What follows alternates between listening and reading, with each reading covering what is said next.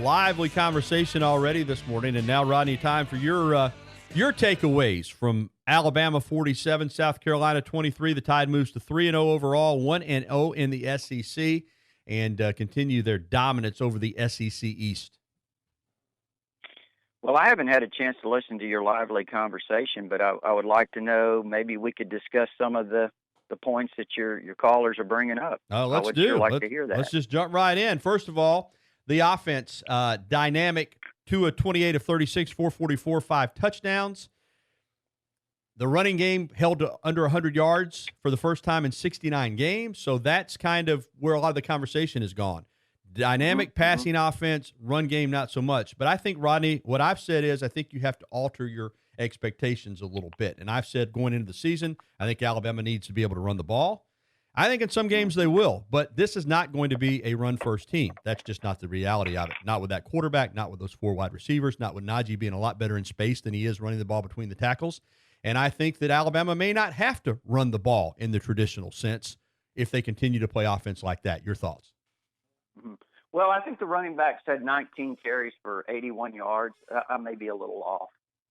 But, the question is, and Nick Saban brought this up, sometimes the way South Carolina was aligning defensively, those were going to be run plays, but they would change to pass plays. They turned into pass plays.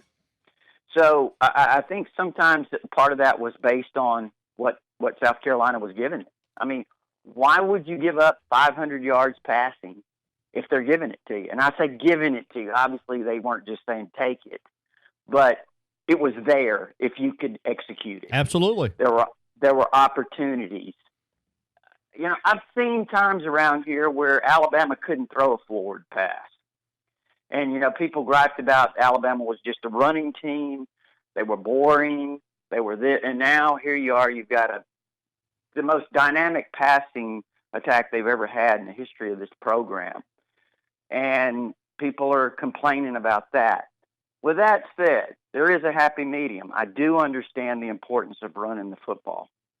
But it's also a work in progress. We've talked about this week after week on your show, that this is a team that's a little bit different than some of the other teams, whether that's on offense, whether it's on defense. There are positions up front offensively that are still a work in progress. That's just the way it is. That's the way college football is. You're going to change players. You're going to change personnel. You're going to have times when you have inexperience. You look at the front group, that's what they've got on the interior. The running backs, I thought that was a big step to me. And again, it was Najee as a receiver. But I saw him gaining some confidence. Getting the ball in his hands, I thought he made some nice runs. Not only after the catch, but he made some nice runs on your running plays. I thought Brian Robinson showed a lot better running in this particular game. He got upfield. He didn't dance around. Now there at the end, he kind of went back to that. I thought Keelan Robinson, the young freshman, I thought he showed a lot of promise late again. So I think there's some parts there that we're going to see the running game progress. This is a long season. People have to be patient, allow things to develop. And that's just really kind of the way I would sum that up. Yeah, and I don't hear a lot of complaining. I don't take it as complaining. I just think it is as a different type of team. I mean, when your quarterback's 28 for 36. You need to look at TiderInsider. Okay. I mean, I'm speaking more to my people than maybe your people. Well, I'll go look. I don't know. Yeah, I don't know what they're saying on your show. That's why I was saying. But I would say this. I mean, there's some people, as I look at it, just kind of, they are complaining. Well, what I would say, Rodney, and I've said it, and I'll get your response. We don't always agree, so maybe you don't. I don't think you can be everything anymore. Okay, I don't think you can have the kind of quarterback that Alabama has with these receivers, throw for that many yards, be basically a finesse offensive team, and then expect to line up and crush people when you want to run the football. I just don't think you can do it. This is where the game has gone. Okay, Saban asked the question a few years ago, and he got made a lot of fun of. That's right. Yeah. Is this what you want the game to be? And everybody said, well, he's making excuses because he's going to get pat. No, he just adjusted and went to it. But this is the game now. It is a space game. It is a quarterback game. It is a wide receiver game.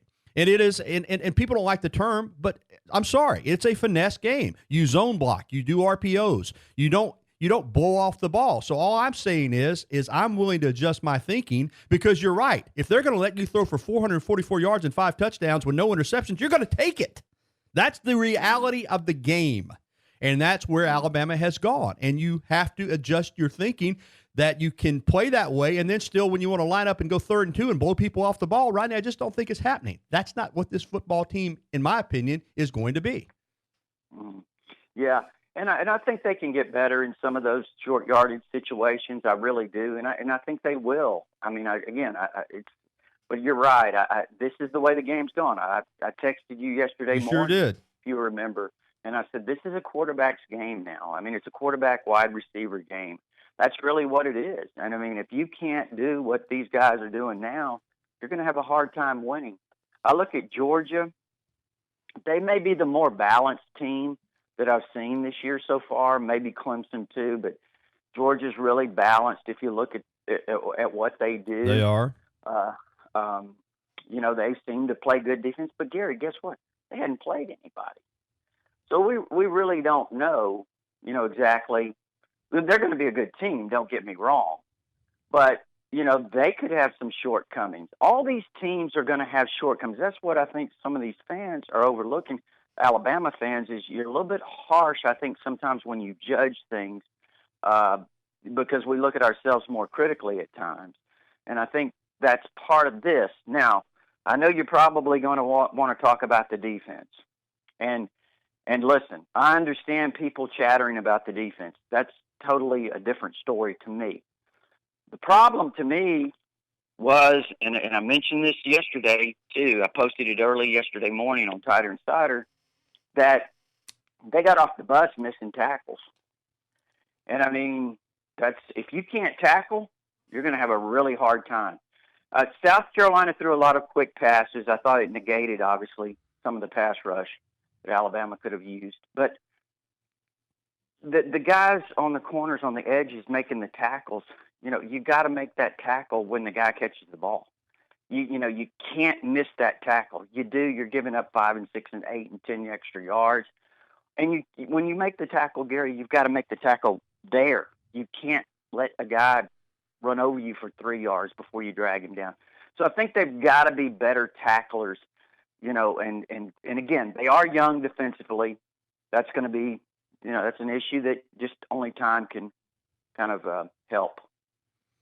All right, getting to the defense, and I'm with you on the tackling. It was not up to Alabama standards. But again, I'm saying when you play offense like Alabama has, you throw it out to Henry Ruggs, and he's got wide open field in front of him. He's not going to fall down at the 10-yard line just to extend the possession so the defense doesn't have to go back out there. Yeah. You score fast, you play fast, your defense is out there for 86 plays. At the end of the day, when all was said and done, South Carolina had 16 points, Rodney, and that's where they were going to end had it not been for and give Barmore credit. He's trying to get to the quarterback. I mean, that was a call that, in the modern-day game of football, that's a targeting, roughing, throwing out of the game call. 5 years ago, that's a good defensive play. So all in all, I thought the defense at the end of the day, when you give up 23 points against a team that runs 86 plays against you, that's not bad. And you score 47, that's not bad. Mm-hmm. Well, in the 86 plays, if you don't have, I don't know how many defensive penalties they had, but a lot of those penalties, I mean, you had a turnover that could have been huge, but you had, 12 guys on the field? There was confusion. DJ Dale was running around. I mean, and it wasn't his fault. I think he was wanted to get off the field and was directed back on. But you had Surtain make the interception, and then that's overturned, and South Carolina has new life. So those are the kind of things that you can't have, especially with a young defense. And goes back to missing the tackles. Maybe how many plays do they have sometimes on second, third downs if you make the tackles and you get off the field quicker? I think a lot of this, people are blaming the offense, and I understand part of that, but in terms of the defense having to play more plays, but, some of it's on the defense too. I mean, they've got to make tackles to get off the field, and if getting off the field is going to be on them, and if they can get off the field, then they're not going to play as many plays. It's just kind of the way it is. Indeed. As we've talked about, it is a much different game now. All right, folks, I know you're lining up to talk to Rodney, and we're going to try to get a couple calls in, but we've got to stay on time. We've got another guest coming up. Let's get Tom on. And Tom, listen, you got to go fairly fast here because I got clock issues. Go, you're on with Rodney Orr. Good morning. How are y'all? Rodney, I want to tell you something. This is changing gears a little bit, but I got to tell you how much TiderInsider has become an entertainment factor at our house. My wife has always given me fits for subscribing to everything that's got a script A on it. And so she started questioning me about TiderInsider. I said, well, look, just take a look at this message board during the game if you want to learn about football and how to coach. But now, I'm telling you, Rodney, it's a fight for the iPad. And if she's in the back of the house and the opposing team does something, she goes, what are they saying on TiderInsider? And I wanted to tell you how much we enjoy TiderInsider.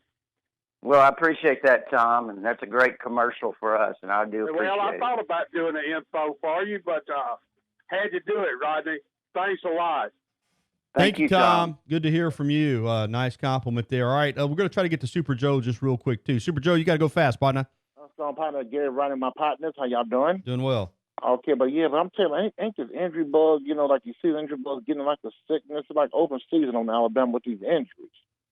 Well, what I mean? Joseph, listen, here it is. Next man up. You got to play. That's the way it is. I know you're talking about LeBron Ray and some of these other injuries. But listen, you've got Christian Barmore. You've got a lot of young defensive linemen. I know it's tough. But you know what? This is a day and time now. You got to start getting guys on the field quicker. You got to play more guys, and I think that's kind of what we're seeing. We've been seeing them play more guys defensively, and you're going to have to see some of these young players step up on the defensive side and grow up quickly. Yeah, well, it's going to happen because I think these freshmen that are out there playing, I think it's going to be prepared them to be the best kind of leaders next year for the sophomore season, and I can say that plus a number 2 recruiting class. But it's still all gravy, along with some good rice, roll ties. Super Joe, jump on your next caller. All right, thank you, Super Joe. Good to hear from you. A couple more minutes with Rodney Orr. I do want to ask you about LeBron Ray, and you're right, Rodney. I mean, there's nothing you can do about it. And I've always been one of these people that have just fretted over injuries and my gosh, why? But it happens. It's part of the game. And LeBron Ray's a good football player, and this is a tough break on the defensive line in an area where you need a lot of players, but somebody else has got to step in and play. I mean, hopefully right. Aboji is back and he'll be ready to go. One, yeah. So that's, you said it. I mean, I guarantee you Nick Saban doesn't spend any time crying in his soup about it. You got to go play, right? You do. These guys, Fadarian Mathis, highly recruited player, Justin Aboidi, Byron Young. We mentioned Christian Barmore has been very disruptive when he's had opportunities. I think in 5 plays he had 2 pressures the other day. So, Gary, I just these guys you're going to just have to put them on the field, and I think that's where we are, and allow them to grow up. And to be honest with you, fortunately, right now people are talking about the running game and all that. You better be glad that you've got an explosive offense because it's going to give you an opportunity to win these games and allow the defense, hopefully, time to really grow up. Absolutely, there may be games where you just have to. You have to outscore some people. I'm not saying that's the case. Scott Moore said earlier, Rodney, he didn't think anybody could hold this team under 40 points other than maybe Auburn. I'm not ready to make that statement because I think when you get toward the end of the year, you're going to play some defenses and some teams that might can do that. But if that's the case, then you'd like to think if you're not held under 40 points, nobody's going to beat you. That would be my first reaction to that. I mean, I'd hate to, it could happen, but I hate to think you could score over 40 and somebody could outscore you with Alabama's tradition. But we'll see. Well, I just think you have to take each game one at a time, see how this team develops. We talked about it again, Gary. This team is really a team that's going to development when you're talking about the defensive side of the football, especially the offensive line. So those are things that I think as time goes along, we'll get a better idea. Fortunately, they have, and again, I'm not belittling Southern Miss or Ole Miss, but when you go on the road at Texas A&M, you better be markedly better. All right, Rodney, TiderInsider, you heard Tom say it, man. It's I think he's right. I mean, it's information site, but it's also an entertainment site. I think that's fair to say. Oh, yeah. When you get on that really forum. lively. It's really lively. TiderInsider.com. It's only $48 a year, just $4 a month, and get instant access with your credit card. If you prefer, there's an address there to send a check, and it gives you access to all the premium stuff. But also, Gary, the as you mentioned, the forum. I mean, it's nonstop. All right. Of course, videos from WVUA 23, and also, of course, Rodney usually posts his conversation with me and other radio station interviews that he does on the side as well. Thanks, Rod. Appreciate it. Take care.